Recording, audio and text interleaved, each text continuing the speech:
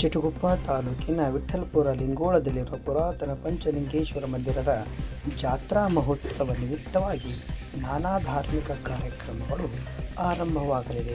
ದಿನಾಂಕ 14ರಂದು ಬೆಳಗ್ಗೆ 6 ಗಂಟೆಗೆ ವಿಶೇಷ ರುದ್ರಾಭಿಷೇಕ ಕಾರ್ಯಕ್ರಮ, ದಿನಾಂಕ 15ರ ಭಾನುವಾರ ಬೆಳಗ್ಗೆ ಪಲ್ಲಕ್ಕಿ ಉತ್ಸವ ಸೇವೆ, 9 ಗಂಟೆಗೆ ಅಗ್ನಿ ಪೂಜೆ, ಸಂಜೆ 6 ಗಂಟೆಯಿಂದ 11 ಗಂಟೆವರೆಗೆ ನೂತನ ರಥೋತ್ಸವ ಜರುಗಲಿದೆ. ಧಾರ್ಮಿಕ ಕಾರ್ಯಕ್ರಮಗಳು ಜರುಗಲಿವೆ ಎಂದು ಸಮಿತಿ ಸದಸ್ಯರು ತಿಳಿಸಿದ್ದಾರೆ.